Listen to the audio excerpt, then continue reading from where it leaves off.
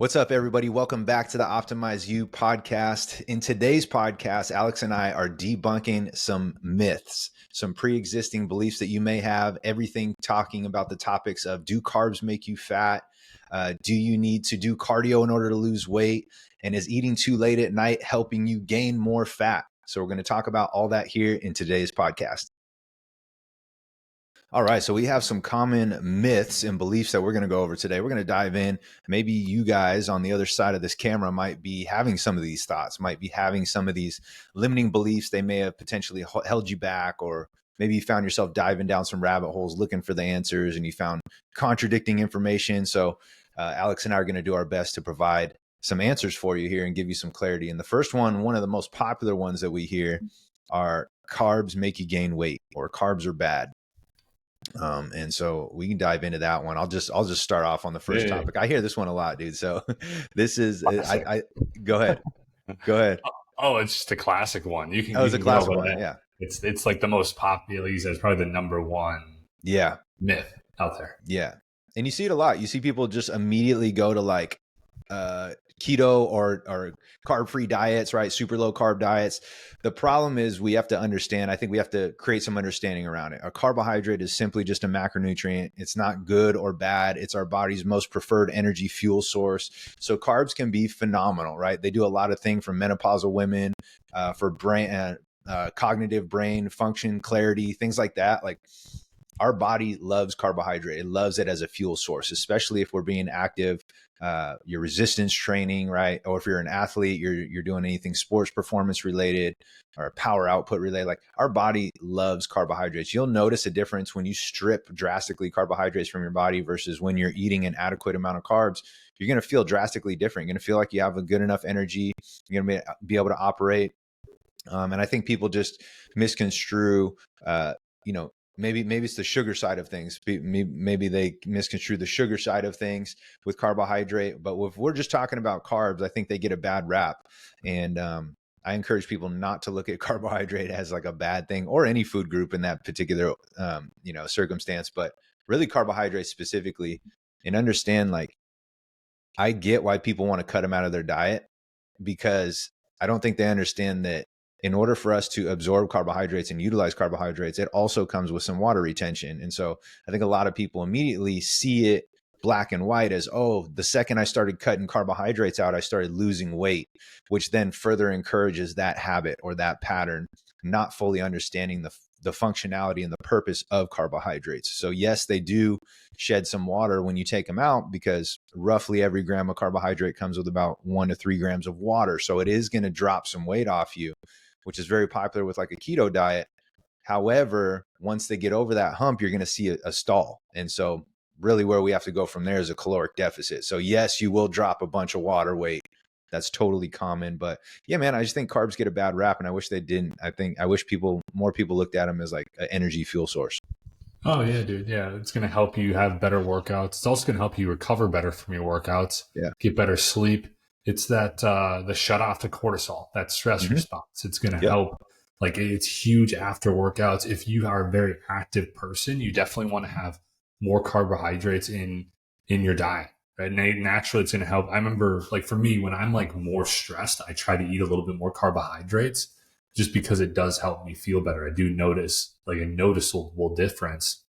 It's just going to depend on what you eat too. Like you said, I think a lot of times people, they view carbohydrates as it's the cake, it's the ice cream, it's the sweets, it's all those things, when it's also the potatoes. It's also like veggies and fruit. And like, although like some of that stuff has sugar in it, like sugar's not, like, you can eat sugar. And really, I think when people think about carbs, like shedding carbs, they're so focused on the scale. They're so focused on seeing the weight go down.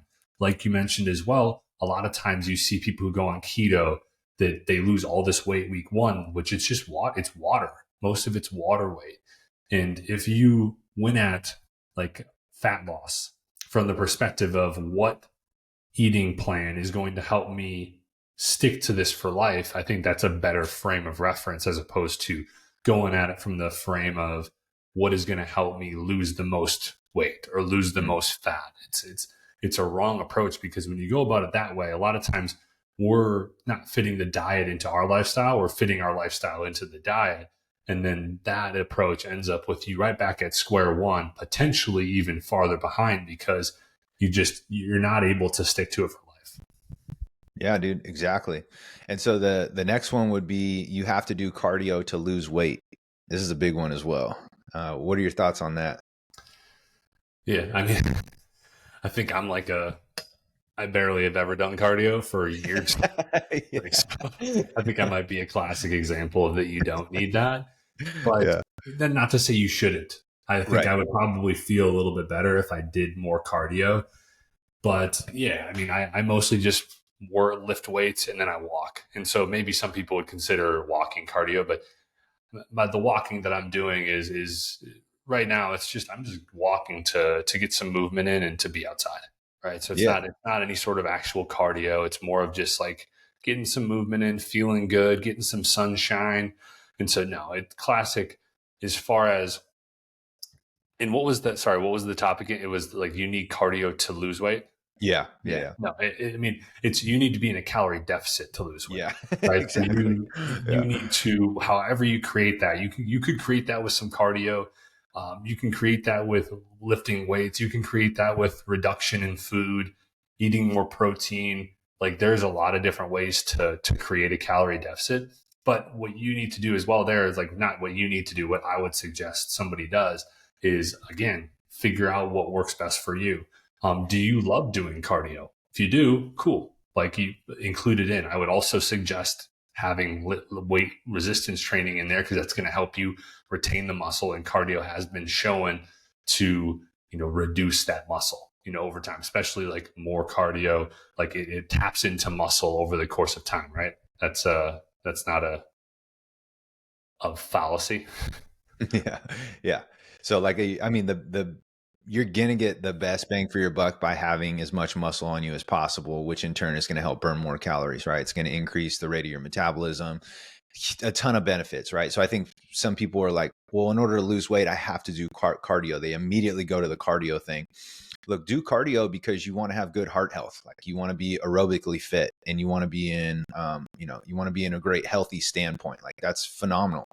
However, you don't have to do that solely just to lose weight, and more specifically body fat. You're going to get more on your side, or the percentage is going to be stacked on your favor, focusing more, like Alex was saying, building muscle, making sure you get adequate amount of protein, and something as simple as walking. Here's the thing. We're not saying cardio is bad. Implement cardio where needed and where necessary. Implement it as needed.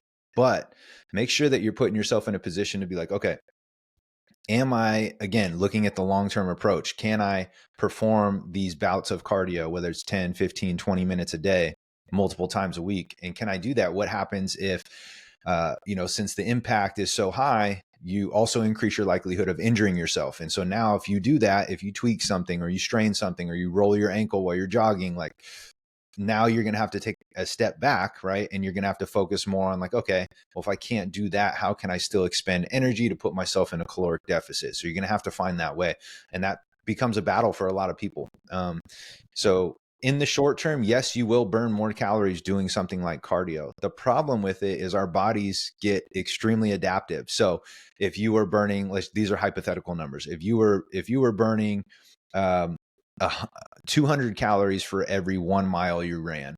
Well, your body's going to get more efficient at that 1 mile. So instead of it working hard initially to burn those 200 calories, it's going to burn a lot less calories in that 1 mile. The more you do it, the better you get at it. So you're going to have to run further and further and further. And so you kind of just back yourself down this narrow corner of like, man, I went from doing 10 minutes of cardio to now having to do 30 just to be in the same ballpark and burn at the rate at which I was when I first started. And so you start playing that game and it becomes very challenging. And just the risk for injury is a lot higher. So something as simple as walking, right? Taking steps is going to help for the long term. People sleep on walking, man. People think like, oh yeah, that's not going to do anything. Like, trust me, it will. You can walk yourself lean. You can walk yourself and lose fat and lose weight. And I promise you, it's very sustainable. You and I both do it till this day. We have all our clients do it. Some I implement cardio where needed, but we're not like anti-cardio here, but don't feel like it's the only thing that you need to do and it's necessary in order to lose weight. You don't have to do cardio at all. I recommend implementing it for cardiovascular health and heart health, Yeah. but it's not necessary to lose weight. But I always say with cardio too, like find something that you enjoy doing. Like you Yeah, could totally. do tennis, you could Yep. do basketball, I've always found like the easiest stuff to do is like the fun things, like playing a sport or Hmm. me and some buddies used to always play racquetball.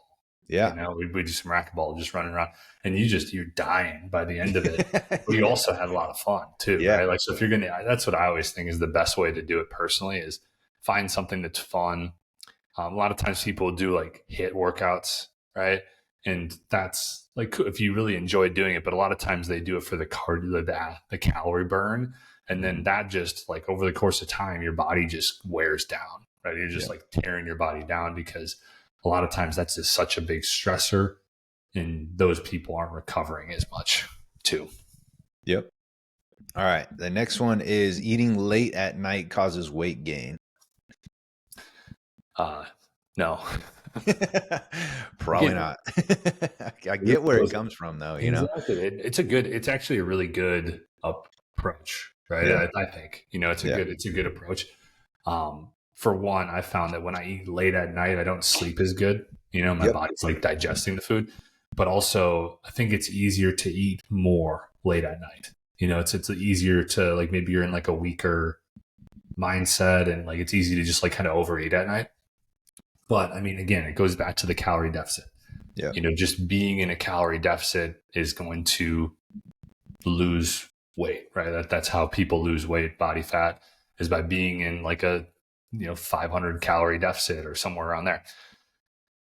But if you like the approach of not eating it late at night is a good approach. But if that's when you can eat, then that's perfectly fine. Like you're not going to do yourself any disservices. Sometimes that's just what works for somebody's schedule that day. They couldn't eat earlier in the day, so then they're eating late at night. Just know that if you are that person, you're not doing yourself any sort of disservice towards your goal. It's taking the total calories over the course of the day, with how much movement you had. Like, you're not going to necessarily be able to 100% pick that apart, but that's going to be what actually leads to you over the course of time going towards your goal of fat loss. No, it's a great one, man. I think it's a great approach. Like you said, it's not necessarily a bad thing of having that approach of like make it a habit to not eat as late as possible, or especially going right before bed. Um, and I think what people have in their head is like, oh, if I eat late and then I go to bed, I'm not active, so I'm not burning that off. Mm. Instead of looking at their entire 24 hours, how much energy did you expend in the 24 hours, right? Not just the energy that you're not expending because you're deciding to go to sleep now. So if you looked at it in 24-hour increments, the amount of food that you ate in relation to how much calories you burned in those 24 hours, you'd put less emphasis on like, oh, the exact timing of when I need to eat because I'm going to be less active because I'm going to bed. And then now you're going to bed with this stress and anxiety and worry and, creating more problems for yourself versus just going, hey, on the overall day, was I at about the amount of steps I normally do, the amount of activity that I usually do? Did I get my workout in? Like if all those things are checking the boxes, and you're equating your calories across those 24 hours to what you've been consistently doing, you have nothing to worry about. You're fine. It's more so going to be like if you have the habit of eating late at night and it creates this trigger in your head where Alex was talking about like, man, now I want to raid the cupboard and I want to go through the fridge and this set off like a snowball effect. That's different. That's knowing yourself, right? And understanding, okay, like where are my tendencies or my likelihoods to kind of go crazy on the snacks? I know that's for me too. Like once I'm done and I eat my last calories for the day, I'm like, dude, I'm headed upstairs. I'm brushing my teeth. I'm getting out of the kitchen. Otherwise, if I just start roaming, it's like, oh man, I'll blast way over my caloric budget, like not even trying, effortlessly I'll do it. And so for me, that's what I have to do personally is just get my ass out of the kitchen. And then once I'm upstairs, brush my teeth, the likelihood of me eating again is pretty much zero. So, but yeah, I think people just stress themselves out, worry about it too much. Instead, just try to view it again from a bird's eye view, look at your 24 hours in total, not just, oh, this small little window right before I go to bed and I'm going to be less active because I'm sleeping. And so therefore I'm going to store body fat. It's just like your body didn't forget about the energy expenditure throughout the other 24 hours through your day. So, Yeah. And I think the last thing I'd say on that is like, even I would just challenge people not to look at 24 hours, but look at a week too. yeah. Yeah. Sometimes we're going to have those bigger days, and that's perfectly fine too. it all evens out over the course of the week. A lot of times people stress about being like, if you have some sort of goal that you're trying to hit, people stress about like hitting that step goal on the day, hitting that calorie goal in the day. When if you stretch that over the course of the week, that's a more realistic time frame to look at those goals on, where it's not going to stress you out as much, and you're not going to be like, oh, I didn't hit it today, and you go crazy. Yeah. As opposed to, it's like, that's fine. It's over the course of 7 days. Yeah. Well, cool. Hopefully those were able to break some beliefs on you, some pre-existing beliefs and some myths, and hopefully we're able to debunk some of those. We can go on forever. We have a huge list of those, so maybe we make another pod on that. But if you were able to find this helpful, make sure you share it with a friend, family member, somebody you feel like you benefit from it, and we will see you guys on the next podcast.